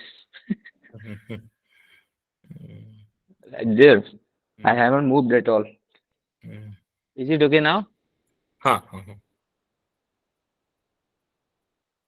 Modi ji, digital India is not functioning well everywhere. बात सही है, लिखिएगा मत एग्जाम में। Of course ji Abhishek ji please. But he has got a presence of mind that will help him. Right. Is it okay now? हाँ, it's okay. So we were talking about the pros and cons and the body part, right? So जब भी आपको कोई इस तरह का topic मिले जहाँ पे ये लगता है कि कुछ लोगों के मत ऐसे हो सकते हैं जो इनके फेवर में लिखना चाहेंगे या बोलना चाहेंगे, और कुछ लोगों के मत ऐसे हो सकते हैं they will go with the motion, right? So that body part includes both these things. और इसमें आपको थोड़ा सा जहां भी लगे आप अपना इसमें डेटा का सहारा ले सकते हो। मेनली जो बॉडी पार्ट होता है यहीं पे डेटा का इस्तेमाल, जो भी आप देखोगे, जो भी अच्छे राइटर्स हैं या फिर कोई अच्छा ऐसे देखोगे, they will include that data and everything in this body part only, late it B pros और कॉन्स। ठीक है, यहाँ पे बॉडी पार्ट में आ जाता है। And the third part is your finishing, that is what you call that your self opinion. So after analyzing that pros and cons, you must have your own opinion regarding any given topic, and that end must have to be very emphatic. That should leave an impression to the whosoever is judging your essay. He should be he must be impressed with your writing skill and with your opinion. And opinion doesn't necessarily mean that you have to follow someone else's opinion. You must have your original thought, or whatever you have deduced based on your pros and cons. So these are the three parts you must keep in your mind. अक्सर बच्चे या जो भी लोग हैं, परीक्षार्थी हैं, उनके मन में एक सवाल रहता है कि कई बार ऐसे टॉपिक्स आ जाते हैं जिनके बारे में उनको बहुत ज्यादा आइडिया होता नहीं है। रफली तो मतलब आपको एक पैराग्राफ लिख सकते हैं, 2 पैराग्राफ लिख सकते हैं, but for the examination point of view they need to they need to put some more words and paragraphs in that, but they are not capable of, because they are lacking that data and all those things. तो ऐसे cases में आपको क्या होता है कि जो ये तीनों पॉइंट्स हैं, अगर इंट्रो आप माइंड में रखते हो, बॉडी माइंड में रखते हो, और फिर अपना कंक्लूजन माइंड में रखते हो, इन तीनों पॉइंट्स को फॉलो करते हुए जाते हो, तो कम से कम अगर एक पॉइंट पे आप 100 पॉइंट्स, जैसे इंट्रो में लेट्स से इंट्रो में आपने 60 70 80 वर्ड्स लिख दिए, 100 वर्ड्स लिख दिए, राइट। फिर आपका आता है बॉडी पार्ट। जब बॉडी पार्ट आती है तो you have to keep this in your mind कि okay now I am going to write pros about the topic. मतलब pros, you might be aware about this word pros. Pros means what are the benefits if you are following the topic. जैसे मैंने example लिया था कि India को steps लेने चाहिए PoK को वापस लेने के लिए और नहीं। तो अगर आप इस चीज के बारे में लिखते हो कि इसके प्रॉस क्या क्या हैं, मतलब इससे हमें क्या क्या बेनिफिट्स हो सकते हैं और ये हमारे लिए क्यों जरूरी है, तो प्रॉस को आप लेके चलोगे तो होपफुली अगर आप नहीं भी अवेयर हो तो भी आप कुछ बहुत सारे वर्ड्स लिख सकते हो। You will cover your limit. Same way फिर आप कॉन्स पे जा सकते हो, और कॉन्स पे जाने के बाद again even if you are not much aware, then also you will have some options, something to write about, right? तो my point is ये सारी चीजें, ये तीनों चीजें अगर आप माइंड में लेके चलते हो, intro, body and self conclusion, right, more or less you will be you will end up writing approximately somewhere around 300 or 400 words you will take at least. And those who are having I'm talking about the people who are not having that much idea about it, and the people those who are having idea about the topic, definitely they are going to touch that 500 marks of words, right? Basically आपको बस ये 3 चीजों का ध्यान रखना है। तो अभी जो मैंने ये सारी बातें बताई हैं, इसी को अब एक एग्जाम्पल के थ्रू लेके समझेंगे। जैसे एक कोई भी टॉपिक आप लोग देना चाहो, या फिर मेरे माइंड में एक टॉपिक आ रहा है कि let's say significance of India in a multipolar world. Are you getting me? Hope you all are getting me. Hello, Yes, sir. you got the topic? Yes, sir. Yes, sir. yes sir. हाँ, अब मतलब भारत का importance, Bharat का महत्व आज के बहुआयामी दुनिया में, इसके ऊपर मतलब इस तरह के एसेज आते हैं आपके एग्जाम्स में काफी फ्रीक्वेंटली। इसी तरह के टॉपिक्स वो लोग सेलेक्ट करते हैं। तो अगर इस तरह के टॉपिक्स आते हैं तो अगेन जैसे कि मैंने बताया, सबसे पहले आपको इंट्रो देखना होता है। और मैंने सबसे पहले एक बात बताई थी कि जैसे ही किसी टॉपिक को इलेबोरेट करने अगर आप जाते हो तो इंट्रो में you have to equate your intro with your appearance, right, ताकि आप एक इंटरेस्ट पैदा कर सको। जो भी उस एसे को पढ़ने जा रहा है उसके मन में ये होना चाहिए। अगर आपने वही जनरलाइज चीज मतलब थोड़ा अगर इंटरेस्ट अगर आप नहीं दिखाते हो, जो भी एग्जामिनर है वो मतलब आगे पढ़ेंगे नहीं, वो मतलब लेस देन 50% से मार्किंग करके हैंड राइटिंग हो गया या मोर और लेस वो आपका पैराग्राफ्स वगैरह देख के और एक जनरलाइज मार्किंग कर देंगे। और that is not what you need to, right, what you needed, you need to generate a very positive response by putting your intro at its appropriate shape. तो इंट्रो में अगर आप अपीयरेंस से compare करते हो और अपने जैसे कि ये टॉपिक के बारे में अगर आपको दे दिया गया कि आज की दुनिया में भारत का जो सिग्निफिकेंस है वो क्या है, मल्टीपोलर, जैसे कि मल्टीपोलर के लिए, मल्टीपोलर एक वर्ड है जिससे मतलब ये होता है कि आज देखो एक टाइम हुआ करता था जब यूएस दो ही पावर हुआ करती थी दुनिया में, है ना। और बाकी फिर कोल्ड वॉर का टाइम आ गया, फिर उसके बाद 1991 में सोवियत यूनियन डिवाइड हो गया, है ना। ये सारी बातें आप अपने टॉपिक में डालोगे, लेकिन शुरुआत कैसे करेंगे, ये सबसे होता है। और वो बोलते हैं ना कि a good beginning is half done, right. तो अगर आप शुरुआत अच्छे से की, तो कई बार ऐसा होता है कि सर जी आपकी आवाज थोड़ा सा ठीक नहीं आ रही है। सॉरी, यहाँ पे थोड़ा सा नेटवर्क इशू है। हाँ ठीक चल रहा था, बस बीच में थोड़ा सा अभी डिस्टर्ब हुआ है। अच्छा अच्छा, तो जी इज इट ओके नाउ? हाँ अभी ठीक है। ओके, एक्चुअली क्लाउड इज ना, तो हो सकता है उसकी वजह से आप वगैरह भी है थोड़ा। हाँ, so okay, coming back to our topic, कि अगर आप शुरुआत अच्छा करते हो तो बहुत बार ऐसा है कि अगर आपने शुरुआत कर दी तो फिर आप मतलब वो होता है ना कि एक बैट्समैन की तरह है कि शुरू के एक दो गेंदों को उसने अच्छे से बाउंड्री लग गई या ऐसे मिल गया, तो फिर उसके बाद वो मतलब रन बनाना शुरू कर देता है। सेम चीज हमारे एसए के ऊपर भी आता है। अगर आपने इंट्रो अच्छे से कर दी और एक बार आपने वो जो इंटरेस्ट है एग्जामिनर के मन में अगर आपने जगह दी कि उसको मतलब ये हो जाए कि ही गेट इंटरेस्टेड कि मतलब अंदर क्या है, इस बच्चे ने अंदर क्या लिखा है, तो ये सक्सेसफुली करना होता है। तो अपने टॉपिक की अगर हम बात करें तो इंट्रो के लिए आप बहुत सारी चीजें कर सकते हो। मुझे दे दिया जाए ऐसे लिखने के लिए, तो मैं शुरुआत करूंगा जैसे अभी जैसे आप ये चल रहा था, उन्होंने बहुत इम्पोर्टेंट बात बोली और लोग चाहिए, है ना। और वो बात कि उनका कोटेशन का इम्पोर्टेंस, एस्से के लिए कोटेशन का इम्पोर्टेंस भैया आवाज बहुत कट बहुत रही है। ज्यादा है। हेलो, आवाज कट रही है सर। सबको आ रही है या फिर कुछ लोगों को इश्यूज हो रहे हैं? बीच बीच में हेलो, कट रही है। अभी तो हाँ आ रही है सर आपकी आवाज। ठीक है, बीच कोई में बात नहीं, थोड़ा सा हाँ बीच में थोड़ा जा सा रही थी। कोई बात नहीं, थोड़ा नेटवर्क का इशू है। आप लोग हाँ, मतलब वैसे थोड़ा समझ थोड़ा में आ जा रहा है, डिस्टरबेंस है, हाँ, प्लीज ब्रेक हो रही है बट समझ में आ जा रहा है। हाँ समझ में आ रहा है।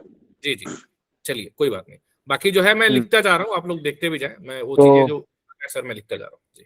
हाँ, फुली मेरे जो पॉइंट्स हैं अभिषेक सर आपको बाकी किसी टेक्निकल इश्यूज के लिए आप प्लीज थोड़ा सा करें हमारे साथ, है ना। अगली बार से कोशिश करेंगे कि ये सारी टेक्निक सके।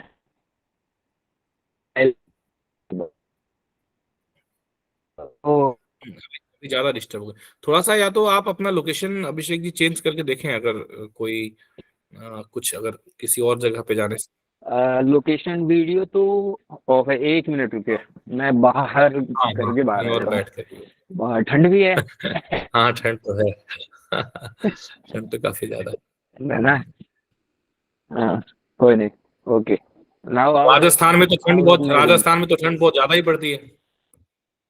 हाँ, और इस एरिया में that area adjoining to that Agra city and Dholpur no. हाँ अभिषेक जी हमारे साथ राजस्थान से जुड़े हुए इट्स अ बिट, है ना। जी हाँ, तो यहाँ पे थोड़ा सा है इशू। जी। Okay, is it okay now? हाँ ठीक है अभी।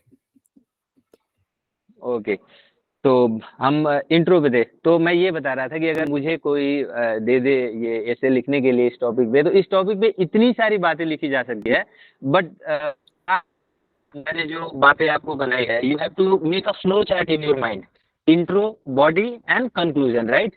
और intro has to be good, और बॉडी में आपको फिर सोचना है कि आप प्रॉस क्या लिखने जा रहे हो, कॉन्स क्या लिखने जा रहे हो, और लास्ट में ये क्या कहते हैं दैट सेल्फ ओपिनियन, राइट। और अगर आप टारगेट करते हो कंक्लूजन, कंक्लूजन राइट, अगर आप टारगेट करते हो कि आपको 500, तो आप आपको लगभग कितने वो चाहिए, है ना।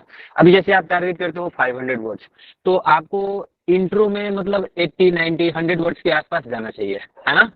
और बॉडी जो वाला जो पार्ट है, इसमें आप मैक्सिमम जो आपकी कैपेसिटी है उसको यूज करो बॉडी वाले पार्ट में। और इसमें अगर किसी भी चीज के बारे में अगर आप ज्यादा लिखना चाहते हो, प्रॉस के बारे में, तो प्रॉस को ज्यादा वर्ड्स दे दो। कॉन्स के बारे में लिखना है, कॉन्स के बारे में अगर ज्यादा लिखना है तो कॉन्स को भी कुछ वर्ड्स दे दो। प्रॉस एंड कॉन्स हो गए, और उसके बाद फिर आप आते हो कंक्लूजन वाले पार्ट पे, उसको भी मतलब ये इन सब का एक फ्लो चार्ट आपके माइंड में सेट हो जाना चाहिए कि इन चारों पार्ट में मैं अपने वर्ड्स को कैसे डिवाइड करूंगा, कैसे शेयर करूंगा, है ना।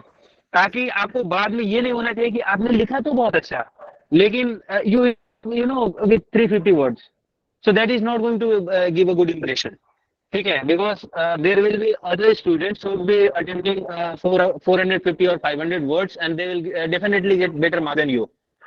तो इस चीज से बचना है हमें एग्जाम में। अच्छा तो लिखना ही है, बट हमें जो टाइम स्पेस मिला है उसमें अपने आप को पूरी तरीके से एक्सप्रेस करना है ना। तो इंट्रो वाले पार्ट पे आते हैं कि मैंने जैसे माइंड में सेट कर लिया कि मुझे इंट्रो में 100 वर्ड्स मुझे तो चाहिए, ठीक है। तो आप अगर आप न्यूज़पेपर पढ़ते हो, टीवी देखते हो, तो आजकल मतलब जो इंटरेस्ट जनरेट करना है यहाँ पे एग्जामिनर के मन में, तो या तो कोई बढ़िया सा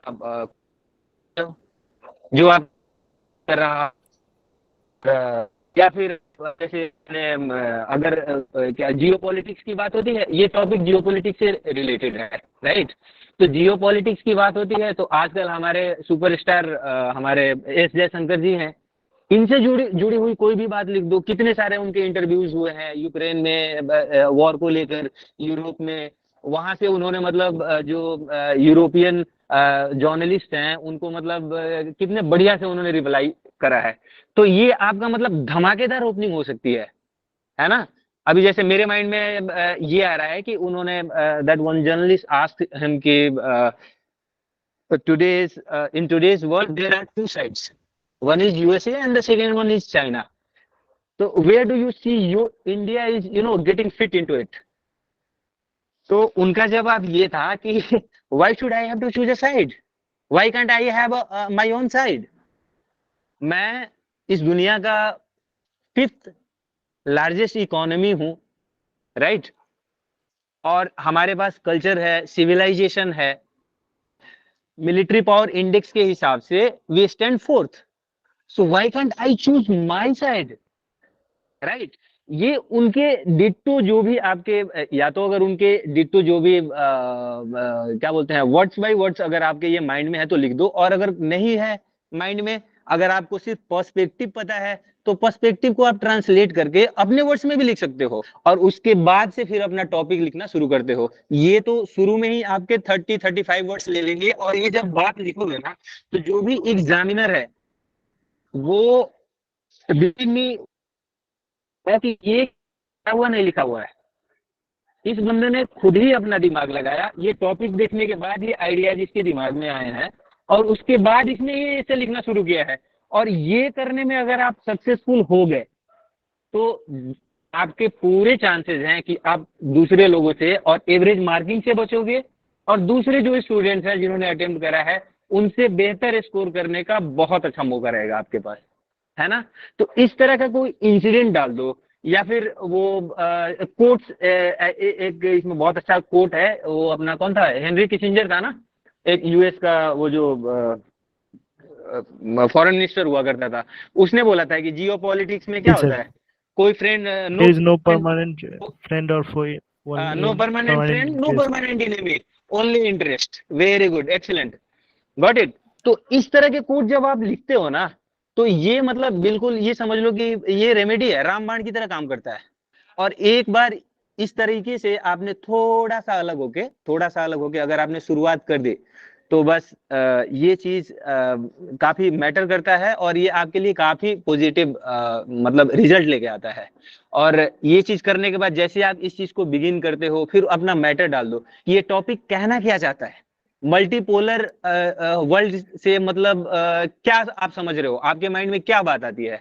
तो जैसे मैंने डिस्कस करा कि second world war 24 October 1945 I guess, if I am not wrong, that formation of UN, और उसके बाद फिर देश बनते हैं, मतलब 2 देश आते हैं जिनका काफी वर्चस्व रहता है। वो जर्मनी वाले हार गए थे रशिया से, और रशिया और यूएस, ये इन लोगों का वर्चस्व चलता है। ये लोग, फिर कोल्ड वॉर की शुरुआत होती है और दुनिया the world got divided into 2 sections. That third front was non aligned movement started by mister Nehru. तो ये सारी चीजों को, मतलब 1 से 2 लाइन में, 3 लाइन में ये सारी चीजें आपको सम अप कर देनी है। और इसके बाद से जब ये चलता रहा तो लोगों के माइंड में एक विचार सी बैठ गई कि इस दुनिया में या तो रशिया, सोवियत यूनियन है या फिर यूएसए है ना। ये बाद में हुआ 90s के बाद, that rise of China, that dragon arrived, ठीक है। और तब तक लोग यही समझते थे कि हाँ ठीक है, ये अपना दुनिया में 2 ही पावर्स है, या तो आप इनके साथ हो नहीं तो उनके साथ हो, है ना। थर्ड में जब चाइना का राइज हुआ, चाइना के राइज के साथ फिर उसके बाद धीरे धीरे बहुत सारे कंट्री, जैसे आप ये सदर्न अमेरिकन कंटिनेंट में जाते हो, ब्राजील हो गया, अपना जो ब्रिक्स की कंट्रीज हैं, ये इमर्जिंग इकोनॉमिक सुपर पावर्स हैं। ब्राजील हो गया, इंडिया हो गया, साउथ अफ्रीका हो गया, और China of course I have already included. तो इन सारी कंट्रीज का राइज देख के दुनिया में ये डिस्कशन शुरू हुई कि भाई पावर जो है वो सिर्फ यूएसए और रशिया के पास ही क्यों होनी है, या यूएसए या फिर चाइना के पास ही क्यों होनी है। जो आपका ये जो दूसरे कंट्रीज हैं जिनके पास पोटेंशियल बहुत ज्यादा है ना, ये भी तो पावर्स हो सकती हैं। तो ये जो डिस्कशन शुरू होता है, ये बात अगर आप समझते हो, इनको इस वर्ड में बिल्कुल जो बोलते हैं ना कि आप अपने जो आपकी समझ बन रही है वही सारे एग्जाम्पल, वही सारे फैक्ट्स डाल के और टॉपिक को एक्सप्लेन करना है कि मल्टीलैटरल पावर का आज के टाइम में मतलब क्या है ना। तो ये आपने डिफाइन कर दिया इंट्रो वाले सेक्शन में कि टॉपिक का कहना क्या चाहता है। What they are expecting you have already explained in your that intro section, okay। उसके बाद आते हैं बॉडी वाले पार्ट पे। अब बॉडी वाले पार्ट पे जब आप आते हो तो आपको फिर जैसा कि मैंने बताया था प्रोस एंड कॉन्स, है ना। तो आपको ये सारी बातें यहाँ पे बतानी है। लेट्स स्टार्ट विथ कॉन्स कि मल्टीलेटरल पावर होने से, जैसे दुनिया में 1 ही 2 पावर्स नहीं है, और भी बहुत सारे कंट्रीज हैं जिनके पास पोटेंशियल हैं, मिलिट्री सुपर पावर्स हैं और न्यूक्लियर सुपर पावर्स हैं, और बाकी दूसरे जो उनके पर कैपिटा इनकम हो गया, ये सारी चीजें भी हैं। तो ये लोग जब आ रहे हैं तो इससे दुनिया का क्या फायदा होने वाला है ना। इन सारी चीजों को आपको ये करना है, इसमें इलेबोरेट करना है। प्रोस से अगर शुरू करते हो आप, और इसमें क्या क्या गिना सकते हो आप देखो, अभी यूनाइटेड नेशंस में 5 परमानेंट मेंबर्स हैं, उसमें आप ये गिना सकते हो कि यही 5 कंट्रीज हर चीज का फैसला करती हैं। अगर अफ्रीका में देखो आप, जो भी परमानेंट मेंबर्स हैं इधर दे आर यूरोपियंस, और एक गलती से चाइना को इन्होंने ले रखा है, पूरे अफ्रीकन कंटिनेंट्स को इन्होंने इग्नोर करके रखा है। अब अफ्रीकन की बात सुनने के लिए भी तो चाहिए कोई ना कोई वहां पे रिप्रेजेंटेशन होना चाहिए अफ्रीकन का, बट ये नहीं है।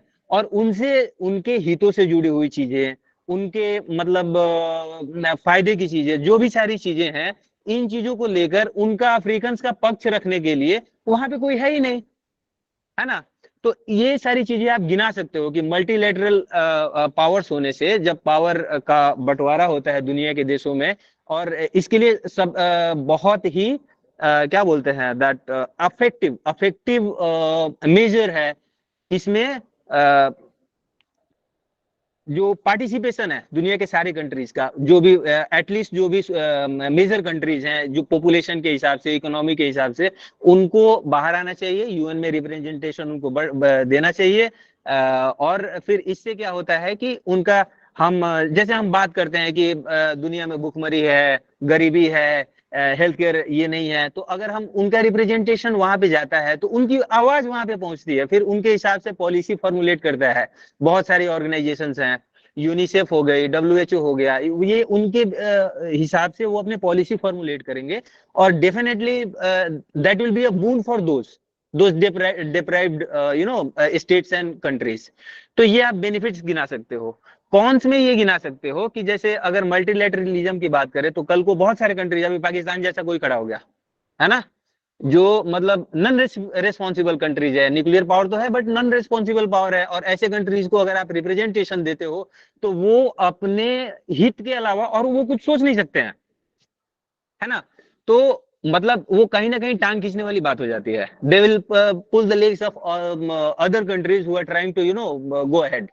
तो इसका ये एक नुकसान भी हो जाता है कि इसमें मतलब काफी सावधानी बरतने की जरूरत है। ऐसा नहीं है कि मतलब सभी को रिप्रेजेंटेशन दे दिया, सभी को पावरफुल बनने की पड़ी है और हमने लेटरलिज्म को लेके और ऐसे कंट्रीज को भी शामिल कर दिया जो यूजफुल नहीं है, they will play negative role there. तो ये इसके कॉन्स हो गए। अब इसमें आपने 100 वर्ड्स डाल दिए। अब लास्ट में अगेन आते हैं, जैसे आपने बिगिनिंग करी थी वैसे ही आपको धमाकेदार अपना कंक्लूजन देना है, ठीक है। और कंक्लूजन में आके अगेन अगर आपको कोई कोट्स डालनी है कि जैसे आप संस्कृत से कोई श्लोक डाल दो, कोई अगर आप डजंट मैटर, अगर आप even if you are writing in English and you are putting a quote in Sanskrit, I don't cut your marks, but again you have to explain that in English, right? I'll ask the guidance of Abhishek sir. Maybe he will correct me. Is it okay to write a Sanskrit quotation in English essay, sir? बिल्कुल बिल्कुल कर सकते हैं अभिषेक जी, क्योंकि मैं पहले भी कहता अभी आज जो हम लोग एवेल्यूशन कर रहे थे उसमें एक तो कोई ऐसा कोटेशन था जो अंग्रेजी का संस्कृत का कोटेशन और मतलब रोमन में लिख के आया था, है ना। It was written in Roman but the quotation basically was of Sanskrit. मैं एग्जैक्टली याद नहीं कर पा रहा हूँ, अगर आप में से किसी का हो जो लोग सेशन में है। हाँ जी, मेरा था सर, सर्वे भवन्तु। हाँ बताइए। सर्वे भवन्तु सुखिनः सर्वे सन्तु निरामया। जी सर, मैंने कोट किया था और वो ट्रांसलिटरेशन किया था। तुषार, बिल्कुल। तो ये बिल्कुल करना है। आप संस्कृत के जो है ना, संस्कृत के कोटेशंस आप बिल्कुल लिखें, श्लोक लिखें, संस्कृत भाषा में लिखें। एक और प्रश्न आज आया था प्रियंका जी का, उन्होंने मुझसे एक कोटेशन पूछा था, खेल से संबंधित कोटेशन था वो। प्रियंका जी हैं सेशन में? खेल से संबंधित कोटेशन था वो, बड़ा प्रसिद्ध कोटेशन है। मतलब कोटेशन वो 2 पंक्तियां खेल से संबंधित अक्सर हम लोग उसका उल्लेख करते हैं। तो उन्होंने ये पूछा था कि सर ये हिंदी में है, तो अगर हमें अनुवाद करते वक्त अगर ये मिल जाए हमें, तो क्या हमें इसका ट्रांसलिटरेशन करना है या फिर हमें जो है इसका अनुवाद करना है? सर वो था, पढ़ोगे लिखोगे तो बनोगे नवाब, खेलोगे कूदोगे तो होगे खराब। हाँ, एग्जैक्टली। तो ये था। तो देखिए, जब इस तरह की पंक्तियां आती हैं ना, तो इसका आपको बिल्कुल ट्रांसलिटरेशन नहीं करना है। When we talk about translation, इसको यदि देखिए, इसके 2 तरीके हैं, ठीक है, जो मैं रिकमेंड करता हूँ। पहली बात तो ये कि अगर इस तरह का कोई प्रोवर्ब है या कोई फ्रेज है, जैसे हम लोगों ने अभी हमारी जो अनुवाद अभ्यास पुस्तक है, आपने देखा होगा, जिन लोगों को भी मिला है, उसमें हम लोगों ने बहुत सारे भर भर के अंग्रेजी के जो फ्रेज हैं उनका हमने हिंदी काउंटर पार्ट में उसको मतलब मुहावरे में वही चीज को किस प्रकार से हिंदी में कहते हैं। अगर मैं आपको कहूं, मेरे हाथ में अभी पुस्तक पड़ी हुई है, और जैसे हमने हिंदी में कहा कि हुई है वही जो राम रचि राखा, तो अंग्रेजी में हम इसको कैसे कहेंगे कि मैन प्रपोजेस गॉड डिस्पोजेस। तो man proposes God disposes is the English proverb, और ये जो है हिंदी का मुहावरा है। वैसे ही है ना, सहज पके सो मीठा होए, slow and study wins the race. तो सहज पके सो मीठा होए का यदि आप लिटरल ट्रांसलेशन करेंगे, अगर आप उसका शब्दानुवाद करेंगे, तब तो कुछ और ही होगा। क्या होगा? सहज पके सो मीठा होए का लिटरल ट्रांसलेशन क्या होगा, कुछ बताए अगर हम इसे लिटरल ट्रांसलेशन करेंगे तो? हाँ जी, तुषार जी, सहज पके सो मीठा होए। If it ripes by one, it gets more sweeter. Simple, you can say cooking slowly, makes the food sweeter. Sweeter. लेकिन अगर हम इसके भाव पे जाएं, अगर हम इसका भावानुवाद करेंगे, पैराफ्रेजिंग करेंगे, तो that is totally different. There is a part, Abhishek ji, there is a part we call that metaphor, right? हाँ, metaphor. तो उसके लिए हमने what do we call? Yes. We usually equate these things. Equate these things. हाँ, उसके लिए हमने दिया है slow and study wins the race. तो कुछ तो जैसे ऐसे फ्रेजेस हैं या प्रोवर्ब्स हैं जिनके लिए उसका इंग्लिश काउंटर पार्ट अवेलेबल है, मतलब हम जानते हैं या हमारे पास है, हमें याद है, हमें उस समय याद आ गया एग्जाम में, तब तो आप लिख दें। और यदि नहीं आया एग्जाम में तो उसका ये नहीं कि आप उसको ट्रांसलिटरेट करके आ जाए, ऐसा नहीं करना है आपको। फिर उसका अर्थ आपको दूसरी भाषा में समझाना है। जैसे आपने कहा कि पढ़ोगे लिखोगे तो होगे नवाब, वैसा वाला, तो उसको जो है आप दूसरी भाषा में आप उसका अनुवाद कर दें। मेरे मतलब ये जो मेरी जो रिकमेंडेशन है मेरे हिसाब से वो ज्यादा उचित रहेगा। ठीक है, okay, so now I will take it from here.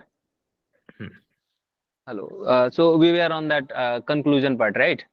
So conclusion part में जैसे कि अभिषेक जी ने ये क्लियर कर दिया आप लोगों को कि ये आप संस्कृत या कोई भी वर्ड का ये लेके और उसको कोटेशन को लेके, अगर आप संस्कृत में है तो स्पेशली आपको वो करने की जरूरत पड़ती है, वो अच्छा इंप्रेशन देता है।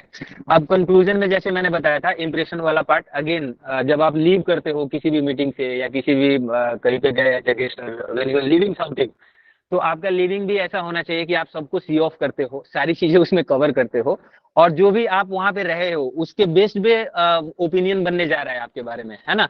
तो वो चीज आपके कंक्लूजन में दिखना चाहिए, और कंक्लूजन भी बिल्कुल ऐसे ही धमाकेदार होना चाहिए। और इसीलिए मैंने बोला था कि आप यहाँ पे भी कोटेशन का एक सहारा ले लो और उसी कोटेशन को इक्वेट करते हुए अपनी बातों को आगे बढ़ाते जाओ, और आप क्या सोचते हो इसके बारे में, और इसके बारे में आपका जो प्रॉस एंड कॉन्स जो आपने डिस्कस करे हैं उसमें से कौन सा side is more heavier. What I mean to say is pros and cons तो होते ही हैं सारी चीजों के, लेकिन उन दोनों को ध्यान में रखते हुए भी you have to take a side with certain measures. ठीक है, अगर आप मतलब प्रिफरेबली आप अगर साइड पिक नहीं करते हो तो भी एक तरफ आपका पलड़ा थोड़ा सा इंक्लाइन होना ही है, तो उस चीज को आप अपने कंक्लूजन में अच्छे से बैलेंस करके आप लिख सकते हो। तो अपने वाले केस में जैसे मैंने बताया, मल्टीपोलर वर्ल्ड में जो सिग्निफिकेंस है इंडिया का, इस वाले चीज में आप बता सकते हो कि इंडिया के का जो रोल है वो कितना, मतलब हमें तो ये दिखाना है ना कि मल्टीपोलर वर्ल्ड में इंडिया एक प्लेस रखता है। तो यहाँ पे you have to put some logics which could justify your which could justify your stand. What I mean to say is you can write it down like this कि हम global fire power index के हिसाब से हमारा 4th ranking आता है। First one is that USA, then Russia, China, and वो जो सिपरी के बारे में आप लोग जानते होंगे, Stockholm Institute of Peace Research, Stockholm something like that, peace research institute, that capital of Sweden.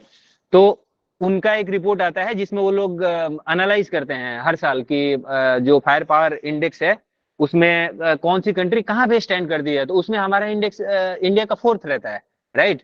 तो मिलिटरली ये बात हो गई।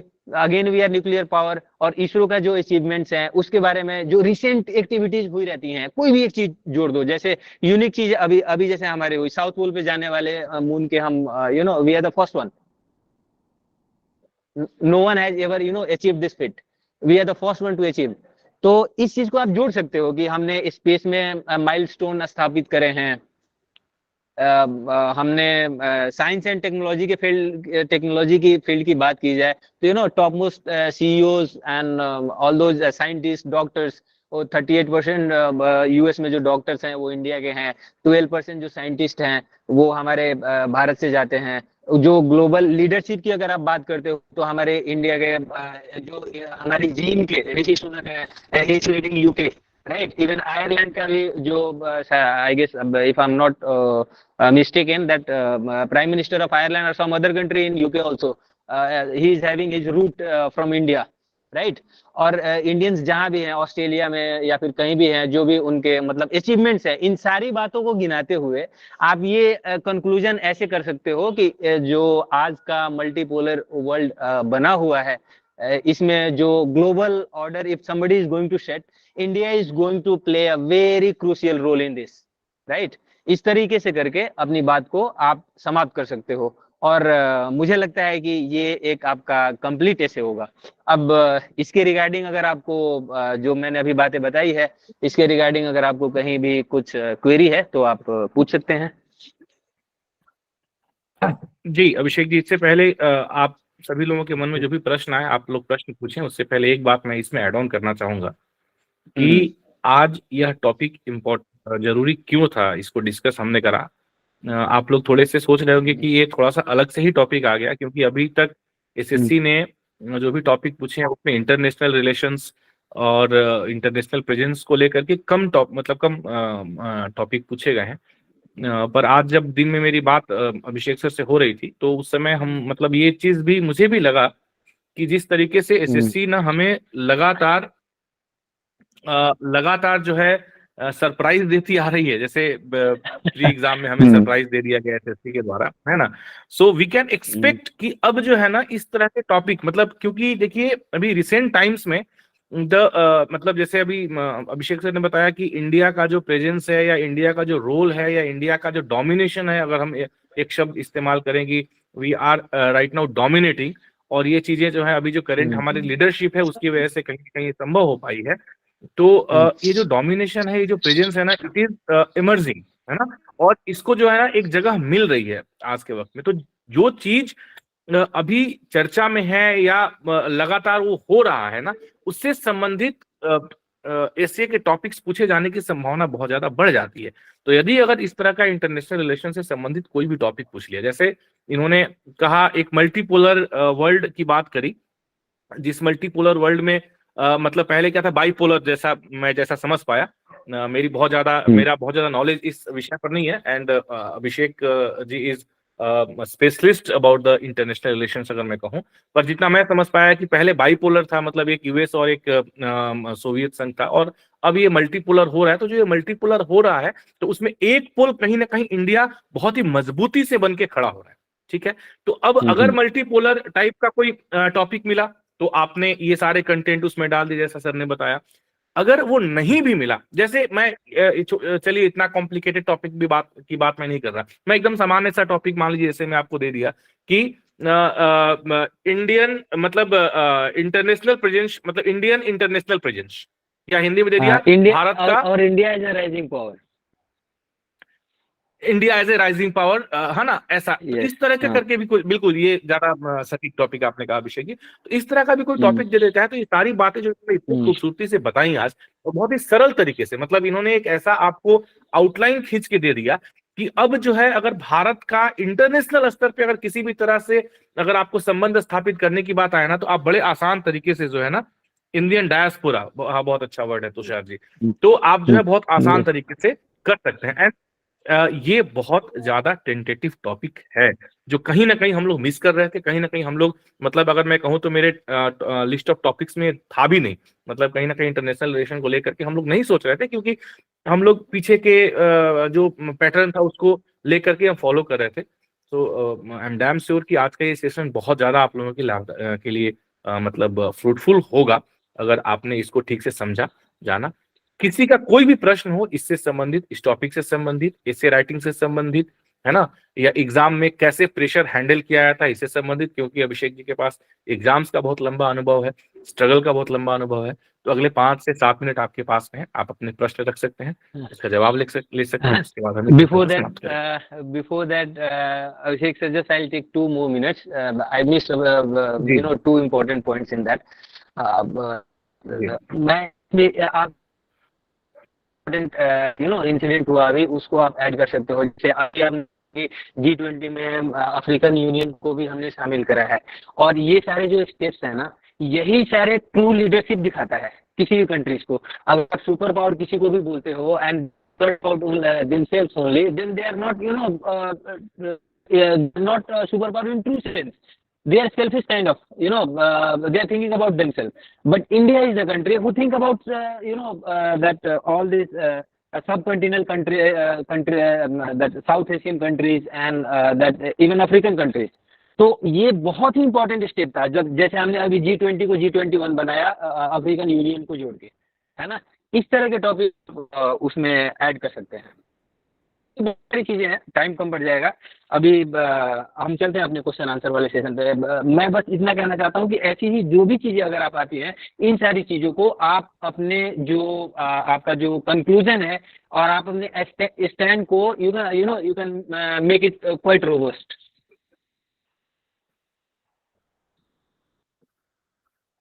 जी हाँ तो किसी का कोई प्रश्न हो इससे संबंधित तो प्लीज।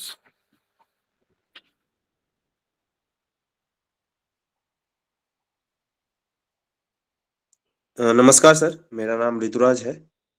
सर, जैसा कि आपने बताया कि प्रॉन्स एंड कॉन्स दोनों लिखने हैं, तो मैं ऐसा बता रहा हूँ कि जो भी जो पॉजिटिव साइड है और नेगेटिव साइड है, तो उसमें अगर हम नेगेटिव साइड मतलब रखते हैं तो उसमें कहीं ना कहीं हो सकता है कि वो हमारे नंबर कटने के चांसेस रहे उसमें। ओके, नमस्कार कृपया ऋतुराज जी। ये जो नमस्ते सर। निगेटिव जो चीजों की मैंने बात करी थी, इसमें आप अगर निगेटिविटी आप अपने कंक्लूजन पार्ट में दिखाते हो ना कि आपको ऐसा नहीं करना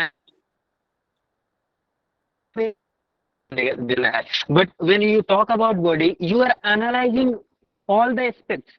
आप एस्पेक्ट को एनालाइज करके उसका फ्यूचर में क्या निगेटिव चीजें हैं, क्या पॉजिटिव चीजें हैं, उस चीजों को आप डिस्कस कर सकते हो। लेट्स से अगर आप मतलब ये एक एग्जांपल लेते हैं, आप कहीं कैंप के लिए जाते हो और कैंप के लिए जाते हो और आपको पता है वहां पे बहुत सारे मॉस्किटोज वगैरह हैं, तो what you will do, you will take that odomos or mosquito net or something like that। तो ये निगेटिविटी नहीं है, these are precautions कि आप पहले से उसके बारे में सोच रहे हो and you are getting ready for that, right? So nobody is going to cut your marks for that। Instead they will think that okay, he is the person who is analyzing both the things, right?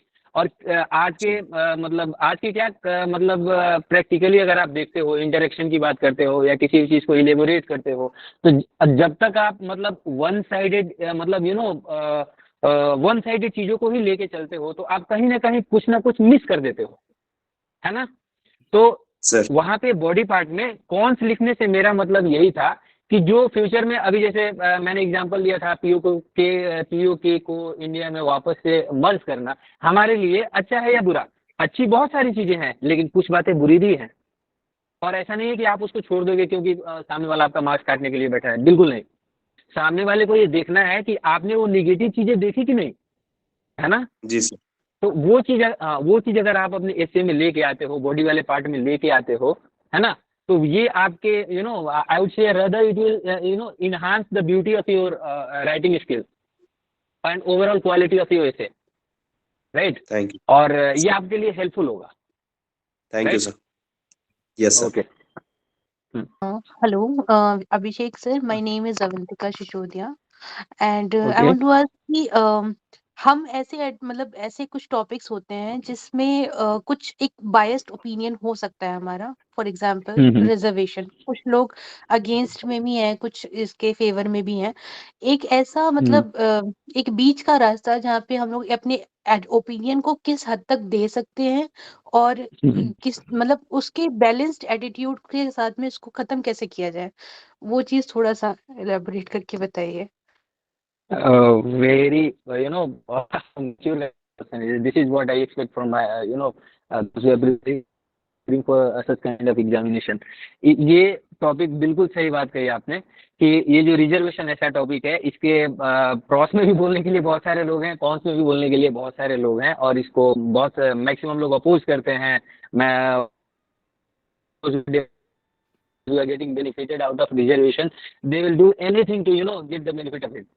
तो ऐसी चीजों के लिए आपके पास जो मेरा तरीका रहेगा कंक्लूजन का, मैं इसको ऐसे खत्म करना चाहूंगा कि आप सिर्फ वन डायरेक्शन में इस बात को मत बोलो कि रिजर्वेशन होना चाहिए नहीं होना चाहिए। आप ये बेशक बताओ कि रिजर्वेशन होने के नुकसान क्या है, रिजर्वेशन होने के फायदे क्या हैं। ये दोनों चीजें आपने बता दिया बॉडी वाले पार्ट में। जब आप कंक्लूजन पे जाते हो ना, तो आप बताओ कि ये जो रिजर्वेशन है ना, इसमें आप दो तीन चीजें ऐड कर सकते हो अपनी तरफ से कि ये rather than caste based, it has to be socio economic based. आप इसको ऐसे जोड़ सकते हो। तो फिर जो पढ़ने वाला है वो आपको मतलब क्या बोलते हैं वो diplomatically you are getting correct कि भाई इसने ना ही मना किया और ना ही हाँ बोला, है ना।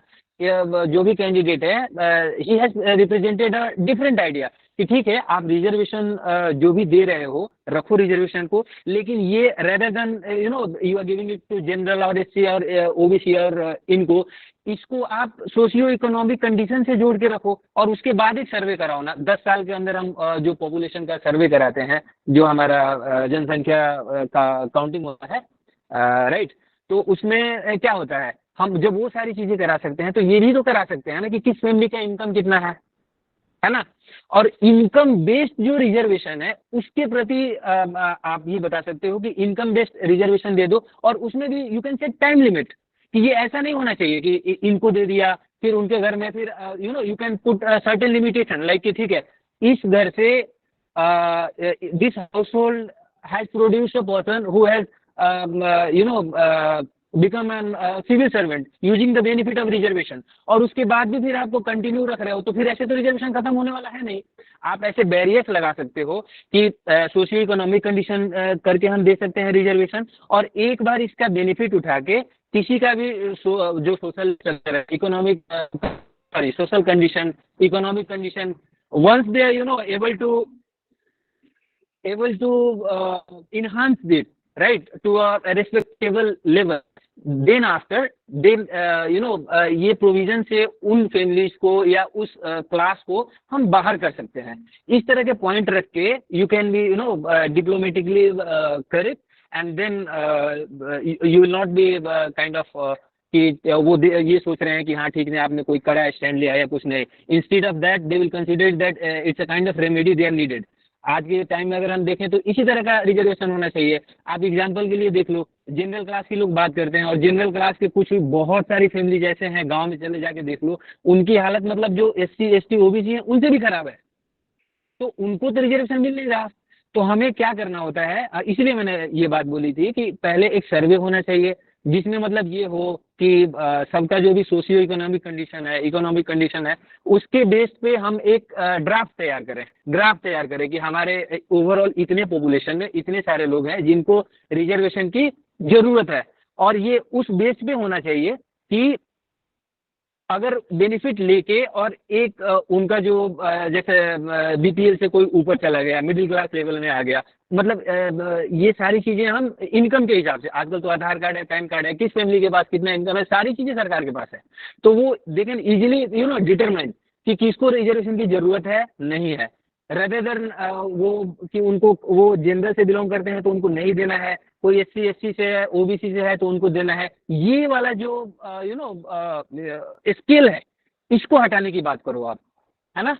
और दूसरी चीज साथ में आप ये भी जोड़ सकते हो कि एक तरफ तो आप रिजर्वेशन दो ऐसे लोगों को, लेकिन साथ में ही उनको जो आप ये जो क्या बोलते हैं हायर एजुकेशन है, इस मामले में उनको जैसे वो कंपटीशन में बैठ के वो रिजर्वेशन लेके जाते हैं, उनके बैंकिंग एग्जाम्स हो गए, SSC हो गए, ऐसे हो गए, वहां पे आप मार्क्स के लिए देते हो, ठीक है कोई बात नहीं, लेकिन इससे बेहतर एक ये भी तो ऑप्शन हो सकता है कि उनके लिए फैसिलिटीज में जहाँ पे मतलब लोग ज्यादा पैसे खर्च करके और फैसिलिटीज को अवेल करते हैं अपना नॉलेज बढ़ाने के लिए, अपना स्किल बढ़ाने के लिए, है ना, वहां पे ऐसे लोगों के लिए सर्टेन और इंस्टीट्यूशन खोल सकती है सरकारें। जैसे अभी स्टार्टअप इंडिया से बहुत सारे लोगों को हेल्प मिला, है ना, और वो उनको रिजर्वेशन की जरूरत नहीं है, आज वो अपना कर रहे हैं बहुत अच्छे से, they are managing their lives.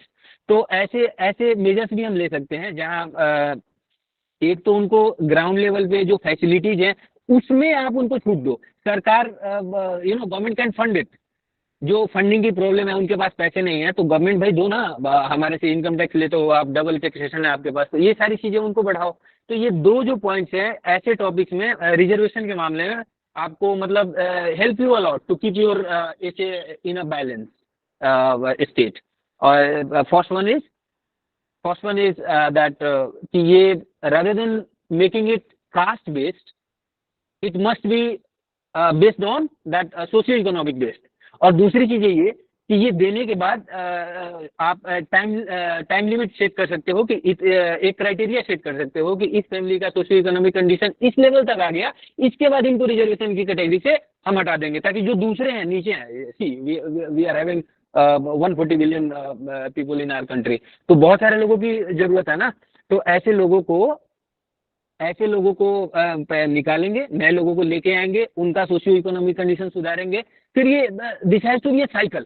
ऐसा नहीं कि अभी जैसे मैं एक बड़ा ही मतलब वो फनी ये याद आता है, you might be aware about that, वो दैट लोकसभा की स्पीकर थी कांग्रेस के टाइम में, Meera Kumar, if I am not wrong, Meera Kumar, वो उनके पिताजी भी लोकसभा स्पीकर थे, लोकसभा स्पीकर, और वो मतलब कोई पॉलिटिकल लीडर थे, और ये भी का फायदा उठा के ये आईएएस बन के और फिर लोकसभा स्पीकर बनी। तो ये मतलब ये ग्राफी है ना, कि एक फैमिली में, जिसके फैमिली में ऑलरेडी एक आईएएस पड़ा हुआ है, उसका बच्चा भी फिर रिजर्वेशन का फायदा उठा के आईएएस बन रहा है, तो इनको क्या जरूरत है। तो ऐसे सारे एग्जाम्पल्स है, और उसके बाद फिर ये डिस्पैरिटी लेके आता है सोसाइटी में, है ना। एक दूसरे लोग मतलब जो डिवाइड है ना हमारे क्या बोलते हैं सोशल स्ट्रक्चर में, इसको भी ये वाइड करता है। ये सारे पॉइंट्स आप गिना सकते हो। तो इस वजह से इसको ऐसा करना चाहिए कि एक तरफ तो आप इसको सोशियो इकोनॉमिक बेस्ड बना दो, और दूसरी तरफ ये एक साइकिल बेस्ड भी होना चाहिए कि इसमें सर्टेन टाइम के बाद कि एक फैमिली का अगर लेवल या इनकम यहाँ तक चला जाता है तो they must be remove from that list.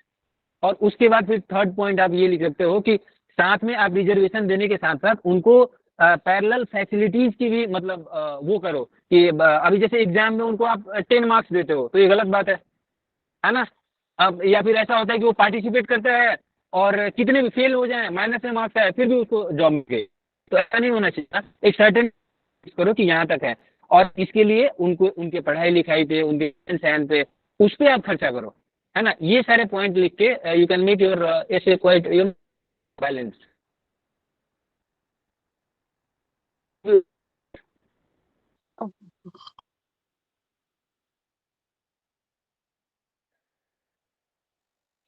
Hello.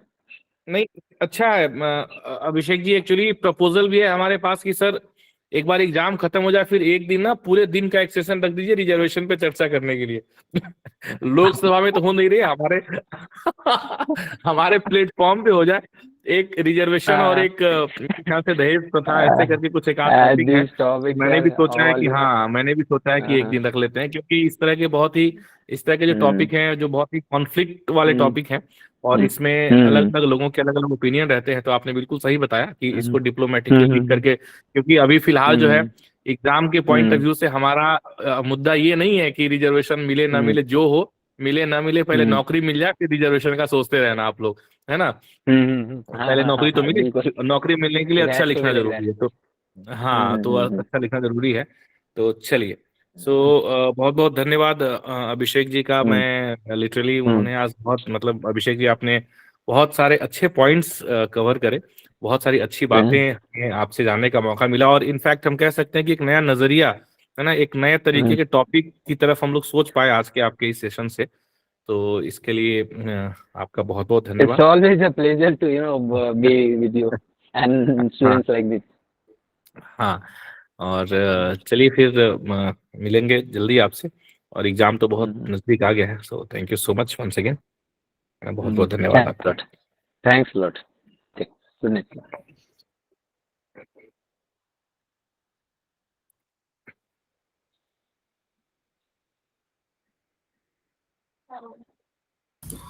चलिए,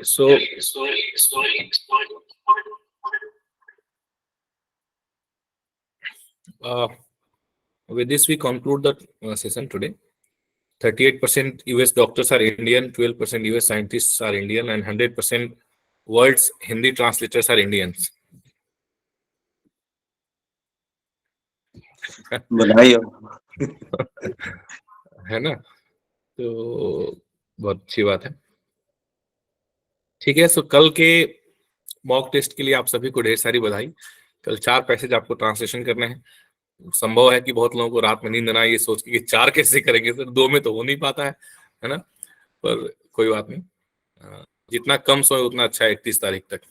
ठीक है, कम सोए, ज्यादा पढ़ें, ये आपके भविष्य के लिए बहुत अच्छा रहेगा ना। तो चलिए, ठीक है, तो 60% फ्रॉम नहीं, हम क्षेत्रवाद की बात नहीं करेंगे, we all are Indians here. कल परसों एम्स का रिजल्ट आया, तो चलिए पहले तो रिकॉर्डिंग बंद कर देता हूँ।